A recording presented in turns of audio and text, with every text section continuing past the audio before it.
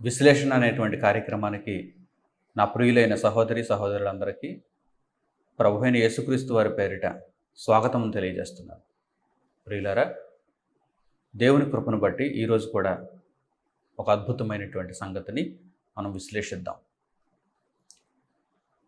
ఈరోజు మన చుట్టూ ఉన్నటువంటి ప్రభుత్వాలు, అధికారాలు మనుషులలో కొంతమందిని ఇబ్బంది పెట్టవచ్చు, వారి యొక్క మనోభావాలను నొప్పించవచ్చు, వారికి అన్యాయం చేయొచ్చు. ముఖ్యంగా ప్రజల చేత ఎన్నుకోబడినటువంటి ప్రజాస్వామిక దేశాలలో ఎప్పటికప్పుడు నాయకులు మారుతూ ఉంటారు. అలాగే రాజ్యాంగంలో కూడా మార్పులు చేస్తూ ఉంటారు. అధికారాన్ని వారి చేతుల్లోనికి తీసుకుంటూ ఉంటారు. అటువంటి పరిస్థితుల్లో ప్రజలలో ఉన్నటువంటి కొందరికి వారి యొక్క చేష్టలు నచ్చక కోపపడుతూ ఉంటారు, నినాదాలు చేస్తూ ఉంటారు, రోడ్లు ఎక్కుతూ ఉంటారు, నిరాహార దీక్షలు చేస్తూ ఉంటారు, ప్రభుత్వంపై పోరాడుతూ ఉంటారు. అయితే చాలా దేశాలలో ప్రజాస్వామిక వ్యవస్థ ఉండుటను బట్టి ఈ విషయాన్ని విశ్లేషించడం చాలా అవసరం. రాచరిక వ్యవస్థ ఉన్నటువంటి ప్రదేశాలలో, ప్రాంతాలలో, దేశాలలో అయితే రాజు బ్రతికున్నంతకాలం అతడే రాజు. అతడు ఏ నిర్ణయం తీసుకున్నా ప్రజలు దానికి కట్టుబడి ఉండాలి. రాజుకు తిరుగుబాటు చేసేటువంటి వారు ఎవరు కూడా సాధారణంగా కనిపించరు. అయితే సమస్యల్లా ఎక్కడొస్తుంది అంటే, ప్రజల చేత ఎన్నుకోబడినటువంటి నాయకులు వారి చేతికి అధికారం రాగానే ప్రజలను ఇబ్బంది పెట్టేటువంటి కొన్ని పనులు చేయటం వలన ఇబ్బందులు కలుగుతాయి. ప్రజలలో కొంతమంది ఎదురు తిరుగుతూ ఉంటారు, ప్రశ్నిస్తూ ఉంటారు. ఈ క్రమంలో చాలామంది ఒక తప్పటడుగు వేస్తున్నారు. ప్రభుత్వాన్ని ప్రశ్నించేటువంటి క్రమంలో ఒక తప్పటడుగు వేస్తున్నారు. దానినే ఈరోజు విశ్లేషణలో భాగంగా మీ అందరికీ నేను తెలియజేయాలనుకుంటున్నాను. ప్రియులారా, మనిషి దేవుని కోసం బ్రతకడానికి వచ్చాడు, దేవుని చిత్తాన్ని నెరవేర్చడానికి వచ్చాడు.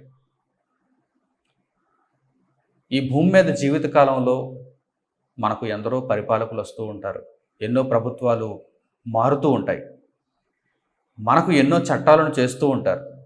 కొన్ని మనలను నొప్పిస్తూ ఉంటాయి, కొన్ని మనకు లాభదాయకంగా ఉంటాయి. కొందరు నాయకులు మన సంక్షేమాన్ని కోరుకునేవారుగా ఉంటారు, కొందరు నాయకులు వారి యొక్క తప్పుడు ఆలోచనల వలన మనల్ని ఇబ్బంది పెడుతూ ఉంటారు. అయితే మన ప్రధానమైనటువంటి లక్ష్యం దేవుని చిత్తమును నెరవేర్చడం, దేవునిని సంతోషపెట్టడం. మన యజమాని పరలోకంలో ఉన్నాడు, మన రాజు ప్రభువైన యేసుక్రీస్తు. మన రాజ్యం ఈ లోక సంబంధమైనది కాదు. అయితే లోకంలో జీవిస్తున్నప్పుడు ఎవరూ కూడా ఒక భయంకరమైనటువంటి పాపములో చిక్కుకుపోకుండా ఈ విశ్లేషణ మీ అందరికీ ముందుగా తెలియాలని నేను కోరుకుంటున్నాను. ఎందుకంటే ఈరోజు అనేక మంది ఒక తప్పుడు ఆలోచనతో ఉన్నారు. ప్రభుత్వాన్ని ప్రశ్నించాలని, ప్రభుత్వానికి ఎదురు తిరగాలని, ప్రభుత్వం చేస్తున్నటువంటి కార్యక్రమాలను బహిరంగంగా అందరి ఎదుట కించపరచాలని, ఇలా చేస్తున్నటువంటి క్రమంలో కొన్నిసార్లు ఇంకా శృతిమించుతూ నాయకులను దూషిస్తూ, అధికారులను దూషిస్తూ వారు చిక్కుల్లో పడిపోతున్నారు. భయంకరమైనటువంటి పాపంలో పడిపోతున్నారు. తర్వాత శిక్షకు కూడా వారు వెళ్ళిపోతున్నారు. కనుక పరిశుద్ధ గ్రంథం ఏమని సెలవిచ్చింది? లోకంలో మనం బ్రతుకుతున్నప్పుడు, లోకంలో మనకు అధికారులు ఉన్నప్పుడు, ప్రభుత్వాలు ఉన్నప్పుడు మనం ఎలా ఉండాలని పరిశుద్ధ గ్రంథం సెలవిచ్చింది చక్కగా మనం నేర్చుకుందాం. మనకు అన్యాయం జరిగినప్పుడు మనకు కోపం వస్తుంది, నిజమే.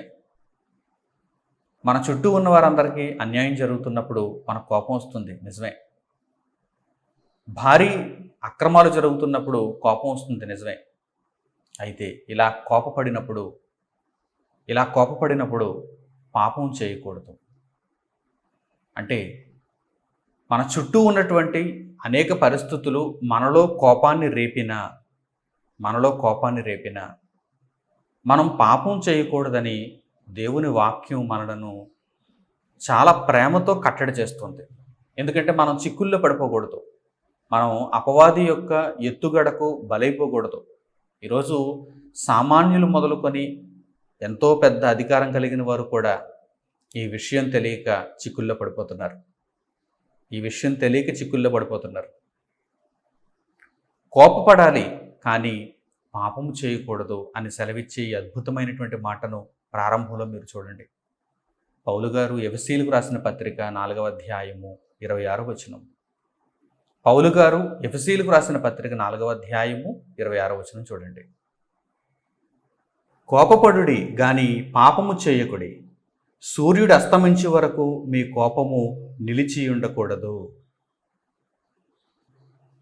పరిశుద్ధ గ్రంథం ఏమని సెలవిచ్చిందో చూడండి. కోపపడుడి గాని పాపము చేయకుడి, కోపపడుడి గాని పాపము చేయకుడి. అంటే మా చుట్టూ ఎన్నో అక్రమాలు అన్యాయాలు జరుగుతున్న మమ్మను అలాగే కూర్చొని ఉండమంటారా? గాజులు తొడుక్కోమంటారా? చేతకాని వారుగా, ఎందుకు పని చేయని వారుగా మమ్మను మారిపోమంటారా అని మీరు ప్రశ్నించవచ్చు. కోపపడుడి కానీ దానికో విధానం ఉంది, దానికో పద్ధతి ఉంది, దానికో క్రమం ఉంది. న్యాయమైనటువంటి పద్ధతిలో మీ కోపం ఉండాలి. కోపపడుడు కానీ పాపము చేయకుడి. మనలో పుట్టే కోపము మన చేత పాపము చేయించడానికి అది ప్రేరేపిస్తుంది. కోపము పాపము రెండు కూడా దగ్గరగా ఉన్నాయి చూడండి పదాలు తెలుగు భాషలో. ప్రియులారా, ఎప్పుడు గుర్తుంచుకోవాలి ఈ విషయాన్ని.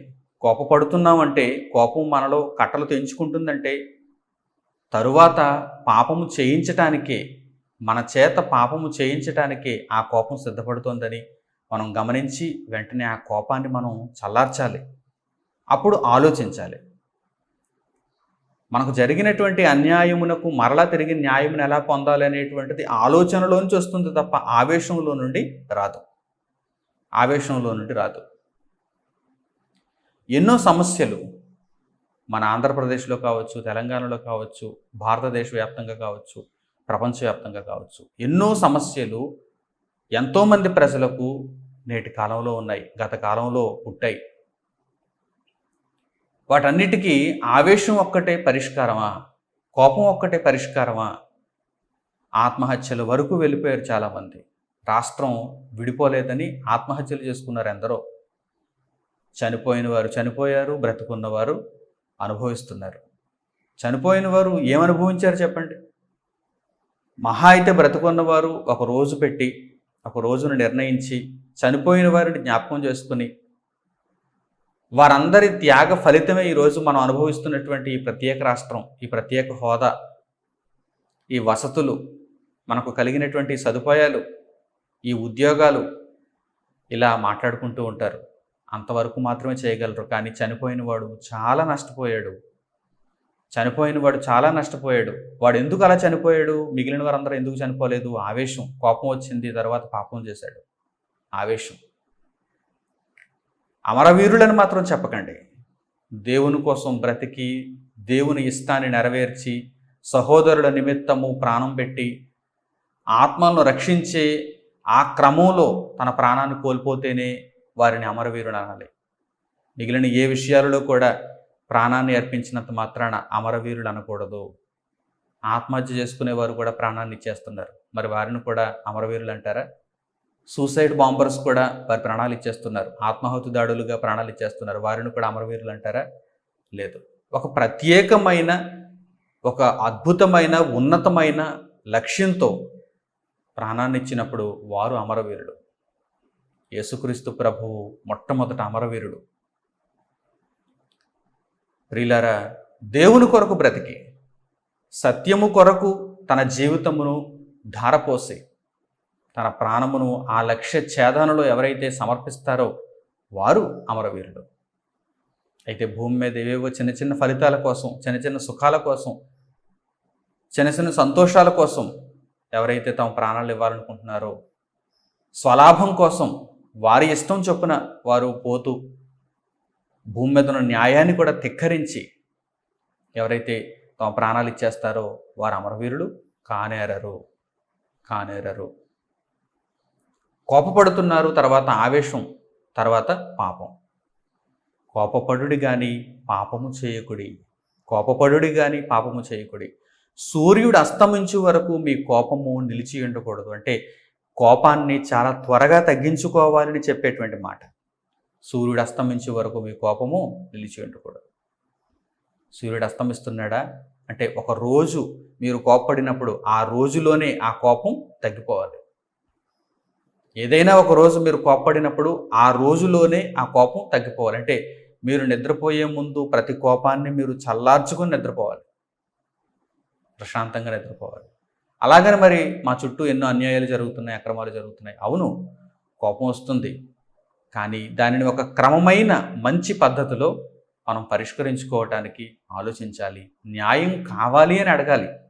అంతే తప్ప కోపపడి ఆవేశపడి పాపము చేయకూడదు. చాలా సందర్భాలలో న్యాయం జరగలేదని ఎదుటివారిని దూషిస్తున్నారు, లేక వారిని కొడుతున్నారు, కొన్నిసార్లు హత్యలు కూడా చేసేస్తున్నారు. కోపపడుడి కానీ పాపం చేయమని ఎవరు చెప్పారు? అసలు మీరు దూషణ మాటలు పలకడంతోనే పాపం మీలో మొదలైపోయింది.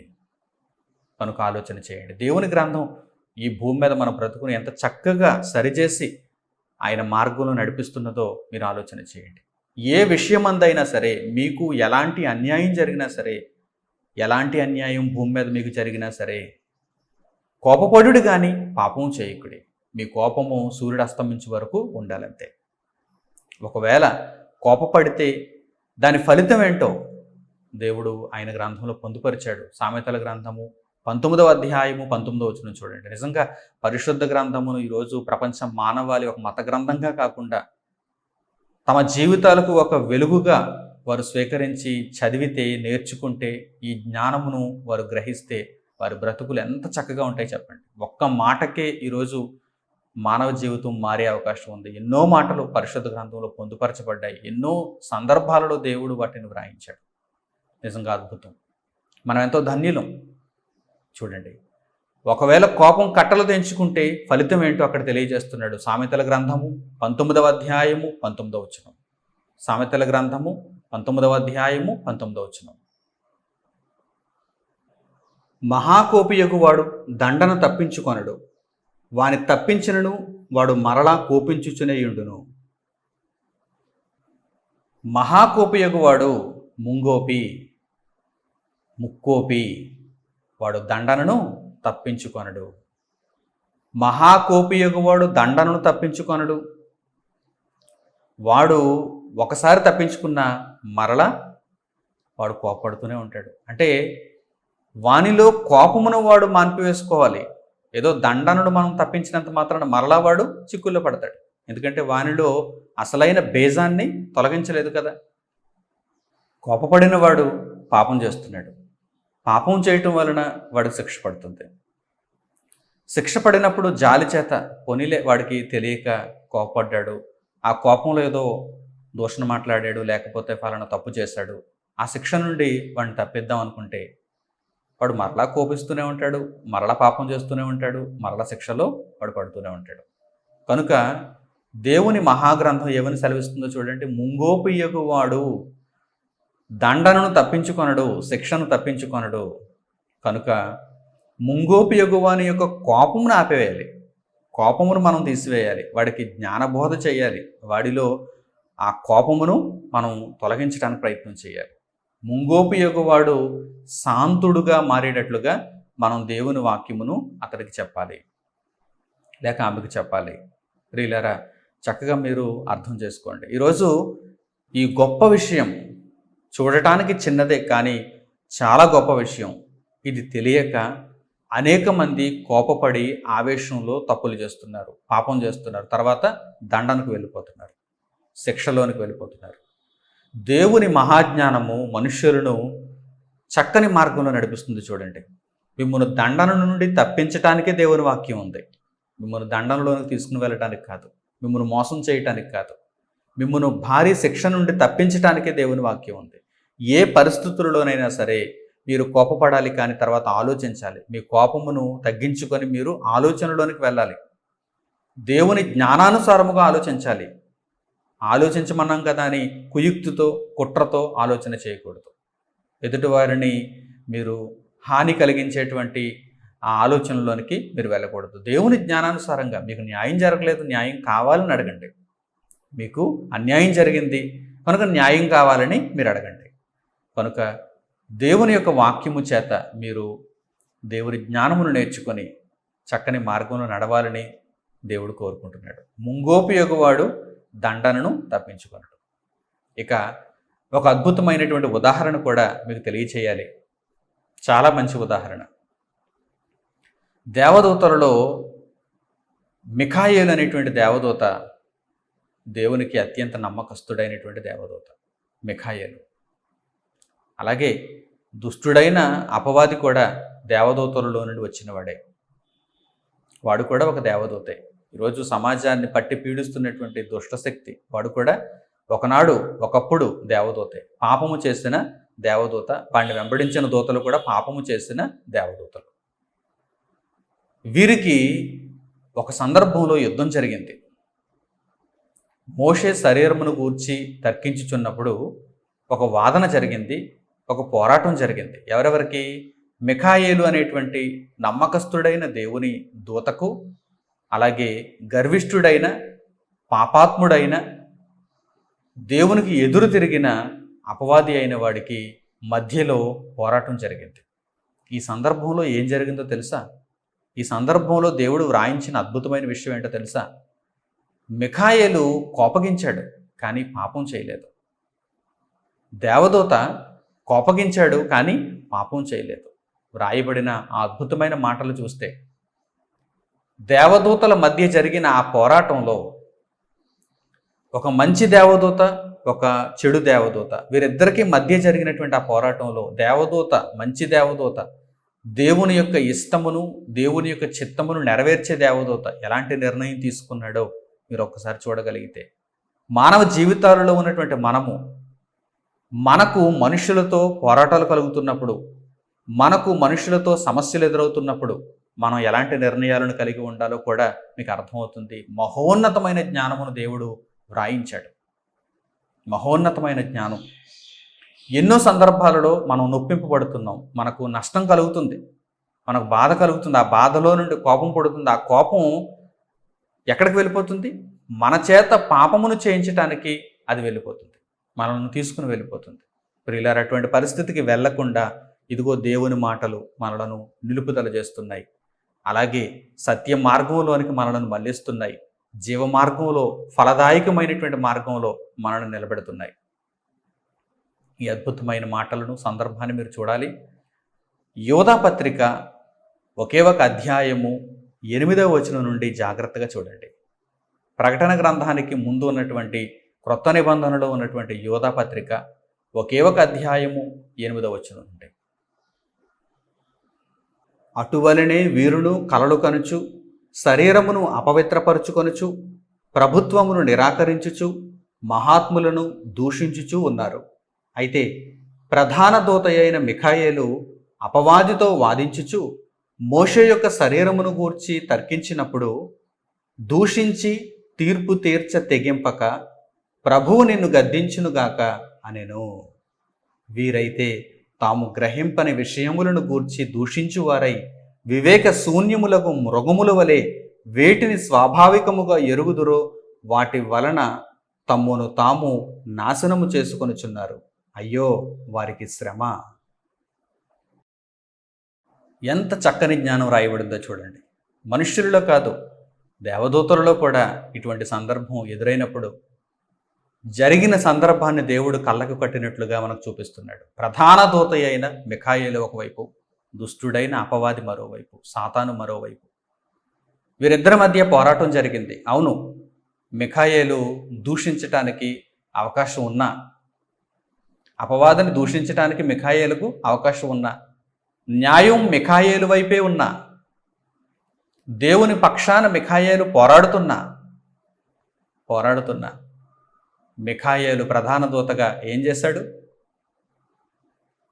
దూషించి తీర్పు తీర్చ తెగింపక, నేను ఎలాగైనా ఈరోజు తెగించాలి, వీడంతు చూడాలి అనుకున్నాడండి? లేదు.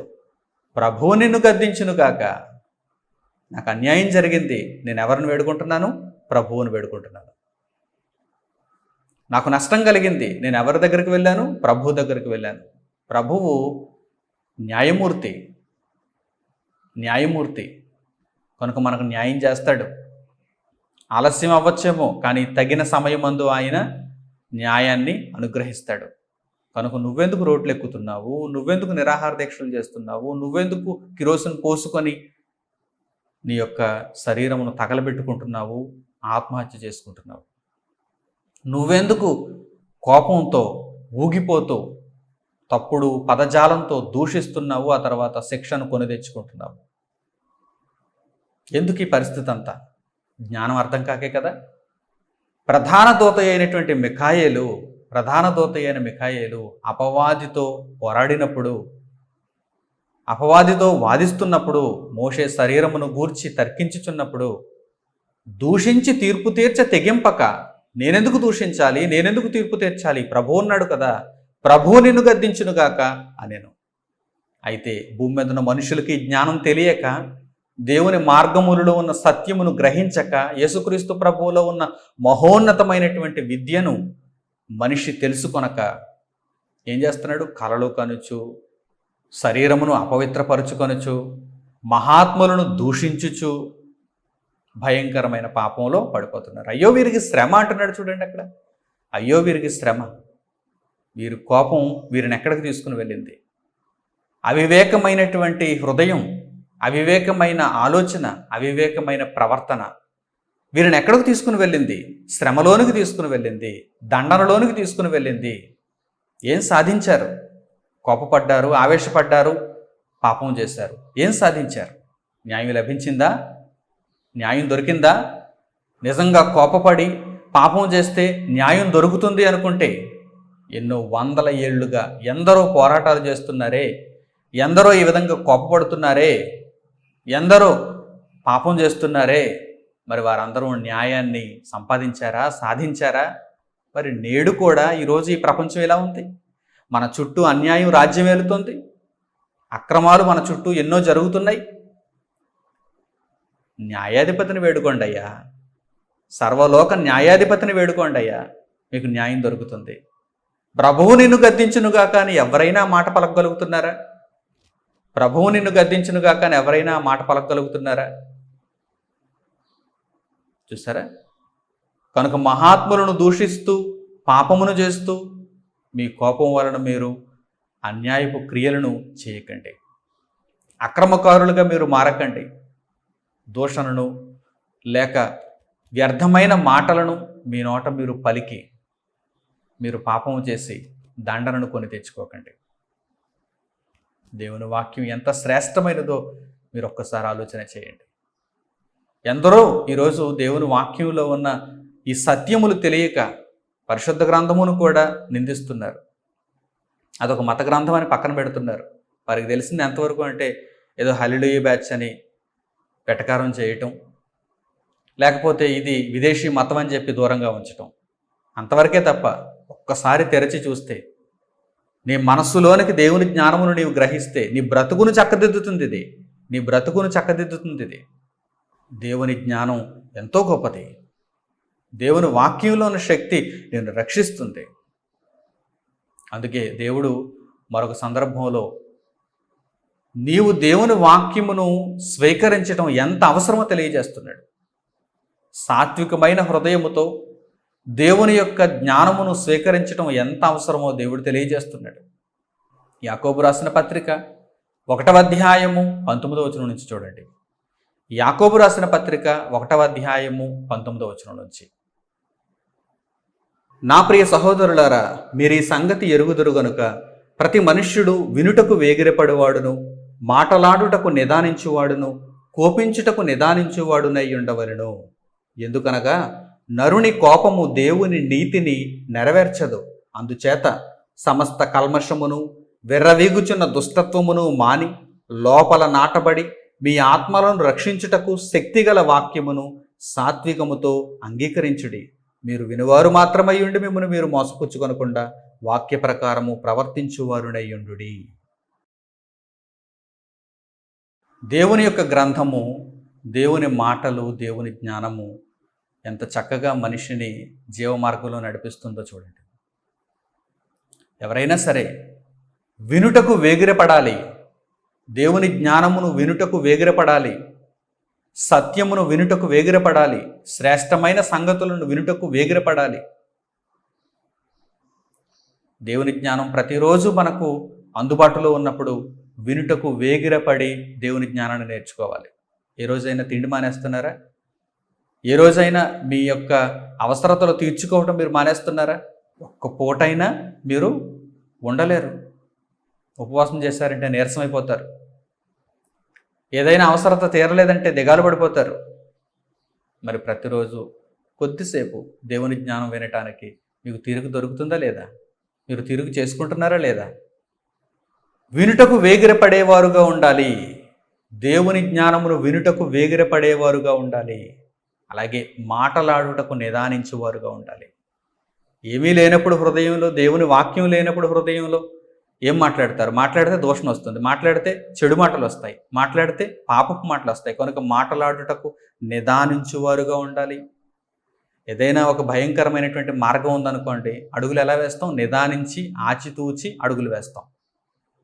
మనకు తెలిసిన మార్గం కాదు, మనకు తెలిసిన రూట్ కాదు అది. అలాంటప్పుడు ప్రయాణం ఎలా చేస్తాం? నిదానించి చేస్తాం. నిదానమే ప్రధానము అనేటువంటి సూక్తి అక్కడ జ్ఞాపకం చేసుకోవాలి.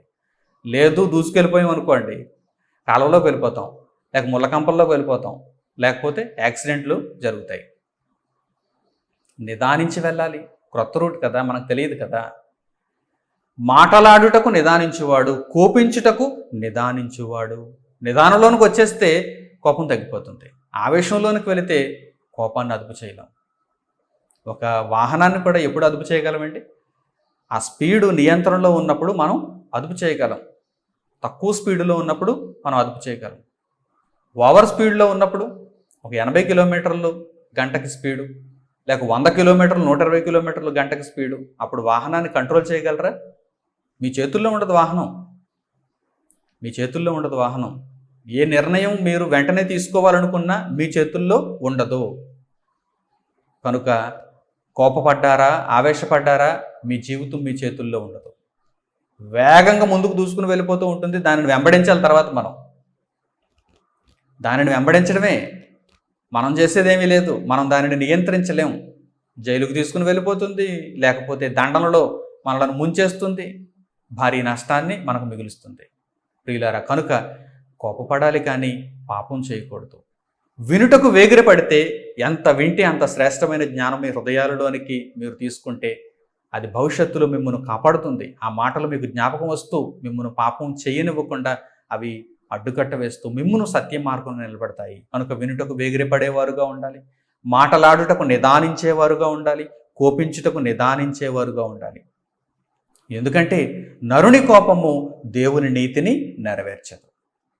నీవేదో కోపపడిపోయి, నీవేదో రాస్తారోకోలు చేద్దామని, నీవేదో ప్రభుత్వాన్ని ఎదిరిద్దామని, ప్రభుత్వ అధికారులను నీవు దూషిద్దామని, నిందిద్దామని, వారిని ఎండగడదామని ఏవేవో పోస్టులు, ఏవేవో భయంకరమైనటువంటి వార్తలు నీవు సృష్టించినప్పుడు వాటి వలన నీవు ఇబ్బంది పడతావు. ఈరోజు అందరూ సామాన్యులు కూడా ప్రభుత్వాన్ని ధిక్కరిస్తూ మాట్లాడుతూ ఫేస్బుక్లోను, లేకపోతే ట్విట్టర్లోను, లేకపోతే వాట్సాప్లోను వారు మెసేజ్లు ఫార్వర్డ్ చేస్తూ, క్రియేట్ చేస్తూ చిక్కుల్లో పడిపోతున్నారు. పోలీసులు వచ్చి వారిని అరెస్ట్ చేసి తీసుకుని వెళ్ళిపోతున్నారు.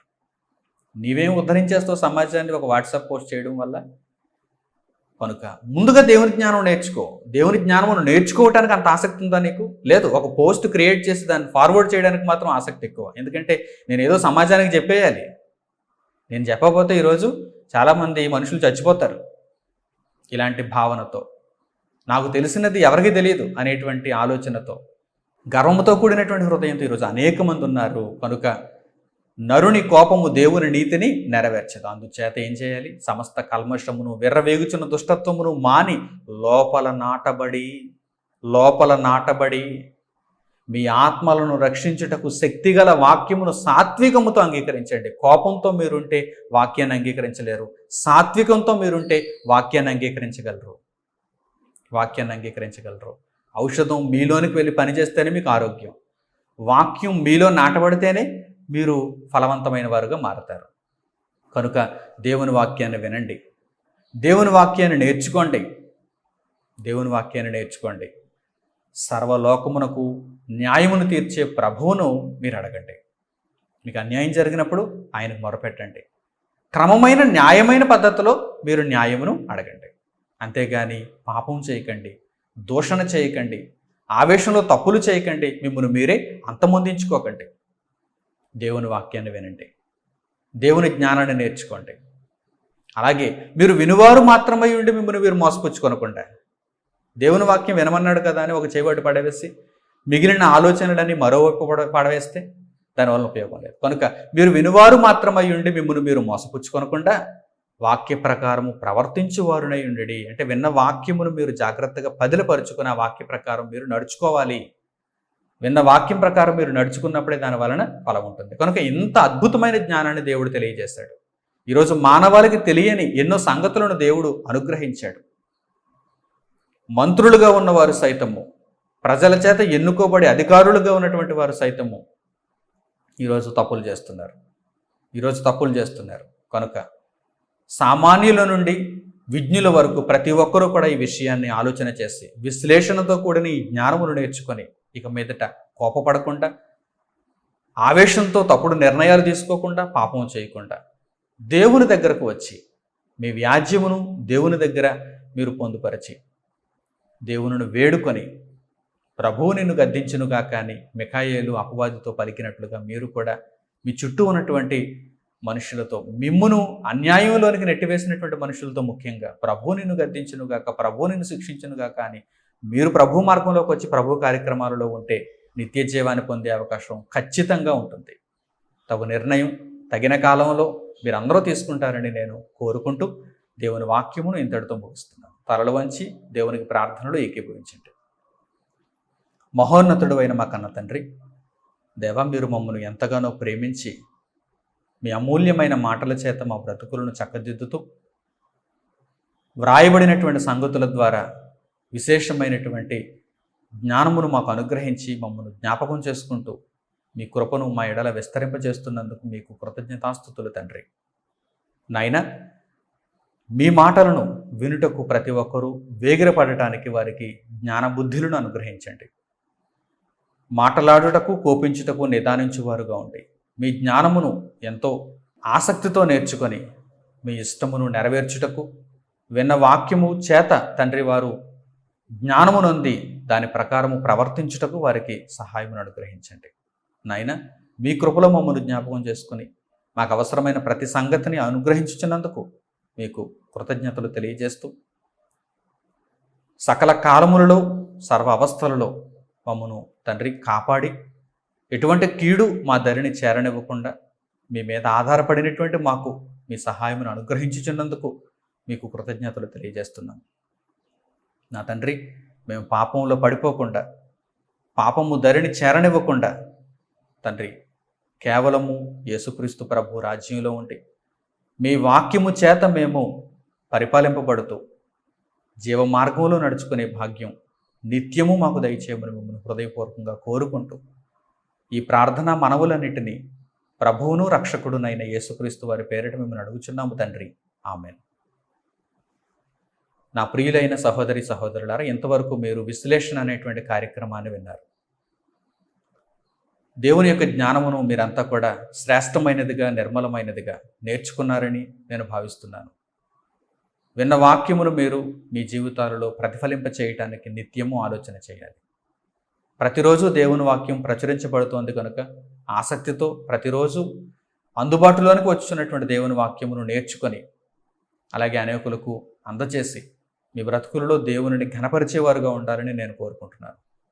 రేపటి రోజు గురువారం సాయంత్రం 7 గంటలకు యూట్యూబ్లో సన్ ఆఫ్ గాడ్ ఆన్లైన్ అనేటువంటి ఛానల్లో మనవారు అనేటువంటి కార్యక్రమం ప్రసారం అవుతుంది. కనుక తప్పకుండా ప్రతి ఒక్కరూ సిద్ధపాటును కలిగి ఉండాలని నేను కోరుకుంటూ ప్రకటనలను ఇంతటితో ముగిస్తున్నాను. మన తండ్రి అయిన దేవుని ప్రేమ, ఆయన కుమారుడైన యేసుక్రీస్తు ప్రభువారి కృప, ఆయన కుమారుడైన పరిశుద్ధాత్మ యొక్క అన్యోన్య సహవాసము మనందరికీ సదాకాలము తోడై నడిపించునుగాక. ఆమేన్. అందరికీ వందనములు. సెలవు.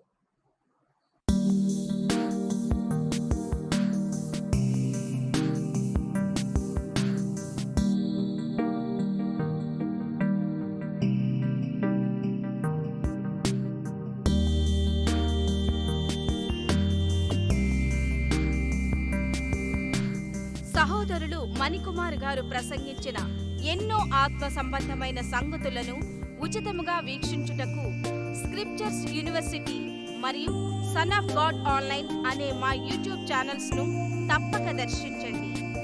మా సమాచారమును ఎప్పటికప్పుడు తెలుసుకొని ఆత్మీయాభివృద్ధి నొందవలనంటే స్క్రిప్చర్స్ యూనివర్సిటీ మరియు సన్ ఆఫ్ గాడ్ ఆన్లైన్ అనే మా యూట్యూబ్ ఛానల్స్ ను సబ్స్క్రైబ్ చేసుకోండి.